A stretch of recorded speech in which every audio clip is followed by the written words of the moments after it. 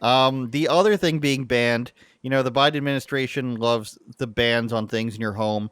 New York also loves it where you can't do gas Gas stoves, stoves. and And all new buildings will be retrofitted with that. Same thing goes in San Francisco. But now they want to crack down on ceiling fans. I'm not sure why. It's the latest target, says Fox Business, during the green agenda.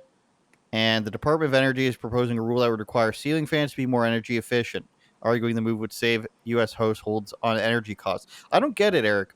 You can pay for carbon credits and there's a carbon tax, but they have a problem with you just paying more energy for your house. Like the the idea and the motive behind it is so clear. It's like even when it is green energy that they consider it, which is just electric energy for some reason. Like clean energy is now just anything that isn't gas, as if, nuclear energy doesn't have waste, wind energy doesn't have all these parts that fall on the ground, etc. Solar energy is now, I shouldn't say now, but on the other hand, when you're just paying for your electricity, they want you to put these inhibitors on it. They want you to stop the flow of your water in your shower. And now you can't just leave a ceiling fan on for as long as you want and pay the 30 cents extra that it takes to power that. It's like a light bulb. They wouldn't the took ceiling away the fan be light better bulbs, than the? Eric. Well, they did, right? They did. They Exactly.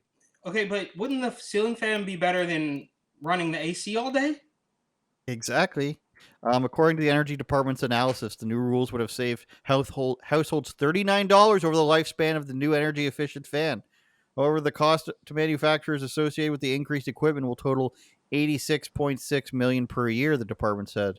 Republicans on the House Committee on Small Business say if the rule goes into effect, it could put a small manufacturer out of business given the cost companies would incur to comply with the changes. So they say that you're not allowed to spend an extra $39 for the entire lifespan of your ceiling fan, however long that is. No, I'd rather leave the fan on for 6 years, I think, Eric, and pay Wait, but who is 36. this? Who is this fooling? Honest question. I mean, right? Like, who? There's nobody left, bro. There's nobody left. There's really no. Do you want to go to any of the biggest left wing cities? New York, San Francisco, Chicago, LA, whatever, Seattle, Portland. Do you think any of them are on board with the Biden administration? Not because they're big Trump voters, but because they think that a guy like Joe Biden hasn't gone far left enough, right? So he's getting it from all angles. Who is this for? When you talk about banning cars and banning stoves and banning fans, who are they actually targeting? Who is this bringing on board? Or what's the end goal here? What a half a dozen college girls who can't tell a ceiling fan from a ham sandwich anyways? Who are you fooling with this? Or is it just maybe we can go a little bit deeper into this and it's just right wing fear mongering? It's just the right wing sort of quote unquote conservative news outlets that want to continue to make the left into even more of a villain than they already are? Is that what's happening? Because how is this even remotely what left wing political dungeon villainy room where they came up with this and thought this will get people on board? Or is it that they know they know so sure that the system works for them that they're going to do whatever it is they want? There's nobody. It's not rocket science, bro. Me as a senior political analyst could tell you that this is not winning over anybody. It's just a power play saying we're going to do whatever it is we want. We know that the system's going to work for us and we don't care because voting isn't even real. Well, let me read to you what their justification is here, and I can tell you an example of thinking I believe that somebody uses in this instance. The agency said residential ceiling fans complying with the proposed rule would cut consumers' electricity costs to operate fans by roughly 40% compared to the least efficient fans currently on the market. So they said $38 or whatever it is. The Department of Energy estimates that the purchase price of fans would increase by around $10 a piece if the new regulations are put in place, and says that additional costs would be covered by energy bill savings for about 4 years. Now, I have a First of friend all, who, I'm sorry. I'm go sorry. I'm ahead. splitting. I'm splitting hairs here. But we can't just throw around these acronyms. DOE is Department of Education. Now it's also Department of Energy. You know, So I have a friend who thinks like this, and he is the type of guy who says, "I've got these great new windows. They will save me 20% over 10 years, or whatever the numbers are. So that's why I bought them. How much are the window? Oh, they're $3,000. So this is the way of thinking. I will say it is my determination as the person in the government that I know how to save you money because you're too stupid, and I will forcefully apply it to you. So you have to give me your money, and I will do the right thing for you because I believe that's better for you in the long run. So that's the thinking here. Is you will say I will make it cost more to the company to create it, and I will make it cost more to the consumer to buy it. But in the long run, you will actually save money. So I'm going to force you to buy this $40,000 electric vehicle, but in over 20 years, you're going to save on some batteries and you're going to save on gas prices. You're going to end up saving $10,000 over 40 years. So, however little much that is per year, as opposed to saving the same amount immediately. You see what I'm saying? Is you have to do this in order to survive later on. It's the elitist attitude where, like, of course everybody can afford to buy this right now. Buy this new electric heating pump in your house because it's going to save you money down the road. Well, what if these people don't have the money? What if the people don't want to save the money? What if they're fine with incurring this cost, and then maybe in 10 years or 5 years, however long it is, they will spend the money to save this amount of money in the future?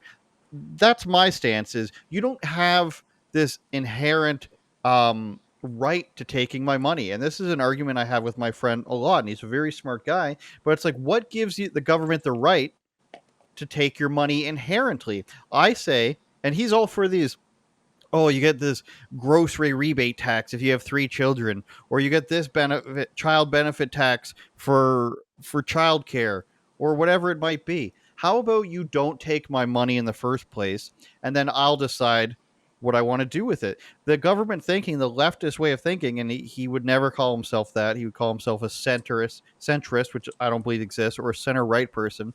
And it's, we will take your money and do what's best for you, and then give you back a little bit of it. So let me take $1,000,000 from you, and then you're going to get back $800,000. Okay, because that way the rich people still lose all their money, and the people who really need to get some of it back. It doesn't make any sense. It's a way for the government to take your money, and they come up with these programs, Eric, that they say will save people money over 10 years. And yeah, it might be, but you still have to fork over money for it. You're still forcing somebody to do something with it.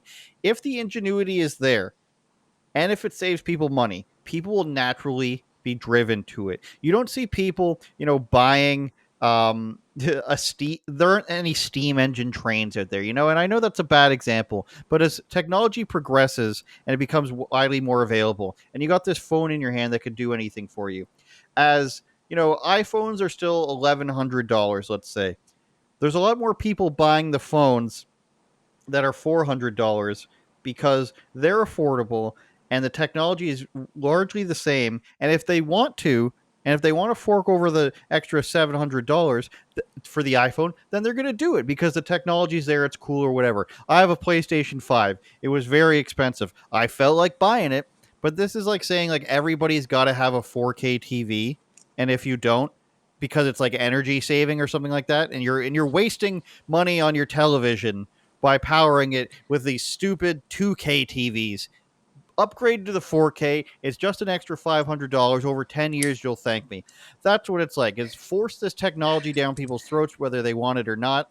And you're going to thank me in the long run because you have to give me your money anyways. So I'm going to save you a little bit of money. That's what they think, Eric. And that's what Justin Trudeau types think. And that's what liberal types think, is that as long as they're causing, rich people and big companies that can afford it to lose some money and give it to the little guy, that it's worth it. But they think that they have some inherent right to your money. And we could get into this with income tax as well, where my friend says, well, why shouldn't the person who makes half a billion dollars pay 45 to 55%? Why shouldn't they? And I was like, what makes you think that the government just has a right?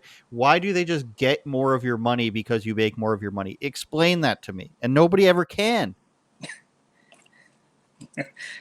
All right. Point taken. Patreon.com/UOPod is where you can find our bonus podcast every week, especially when we're banned off YouTube. A few minutes into the podcast today, we got demonetized for the 95th show in a row. It's probably 100 and whatever episode we're on now, 120th episode in a row. You can go to patreon.com/uopod and get a bonus podcast every week. These are basement low Canadian prices. So if you translate into US dollars, you're saving lots of money. You could help us become Joe Rogan. You could be the Raptors super fan, which is a Sikh guy that goes to every Toronto Raptors game and can somehow afford it. Or you could pay us to become an authorized person. They all come with perks. That's patreon.com/egopod. Look at us. I'm wearing a toque. You don't get that in the normal episode. We call it a toque up here, Eric. Not even a beanie. We have made up words in Canada. Thank you, Eric. Thank you for listening. Well, first of all, it does sort of remind us of that Obamacare thing where you had to pay the money. Yes. Because we know we're gonna save you, right? So just fork over the cash. Obviously, we're gonna siphon it through the pockets of bureaucrats all over the place and charge you money if you don't do it, even though the website doesn't work. And I digress. And then the idea that any of this is going to look. Technology advances rapidly. Now, I'm not going to sit here and pretend that a ceiling fan is technology, but technology advances very rapidly, right? It wasn't even that many years ago. People didn't even have a Ring doorbell, right? There's all of these things that are changing quite fast. So for anybody to believe for one split second that the savings over 5 or 10 years on a new ceiling fan is going to be incredibly beneficial is completely delusional. That's not real either. The whole world is going to change exponentially in 5 to 10 years as far as the electricity powering your ceiling fan or whatever it is. So that's fake. And even if it were real, it would be laughable to think that any of these weirdo, creepy politicians are going to keep their eye on the ball for anything longer than 48 hours, cutting the junk off a little kid, right? They're not going to be talking about this in 5 or 10 years. Do we remember Solyndra? Remember that? Anybody? No. You don't remember Solyndra? Of course you don't. Nobody does. Even though it was one of the hugest scams on the planet when the government was subsidizing this completely fake, phony technology, whatever it was, energy company or something, was actually based in the Bay Area. And it was a Barack Obama scam. But now we don't talk about it. Nobody remembers it. And that's exactly what this is going to be like if they even pretend that it's going to work. So I'm sticking with the idea that hopefully, glass half full, this is the right-wing media fear-mongering the left, turning them into even bigger villains than they already are, right? It's not real. Nothing's going to happen. They're just fear-mongering. And that's probably what the left would say, right? So maybe we can agree on that, right? If whatever one of these weirdo Adam Schiff, Maxine Waters, AOC type of people wants to get up and say, that's not what it was, or that's not really what it means, blah, blah. I mean, those are the same people who are going to say, well, yeah, we said defund the police, but that's not really what we meant, right? So hopefully this is them just, because you have to assume that half of the stuff that's in the news, and I hate to continue to harp on the Transformer agenda, but this stuff is getting well beyond parody. So we have to say, like, that's not really what it meant. You guys are scaremongering, you're fear-mongering, and as wacky as the left is, they're not that crazy, hopefully. Well, I think in instances like the cities banning all the things we read earlier, I think that's one of the ones where they can be like, "Oh, we pledge to get there, but we don't. It's not mandatory that we get there." You know what I mean? It also reminds me of and we talked about this, I think, back when I was in Toronto or Ajax or whatever it is. The idea of giving away my location. I mean, another Oshawa. Oshawa, yeah, another suburb of Toronto, somewhere in there. I forget the exact address. I would dox you in that. Anyways, how they say, whatever happened to reparations, right? We're talking about reparations. It comes and it goes every couple months, and they argue about it, and Charlemagne the God says something about it.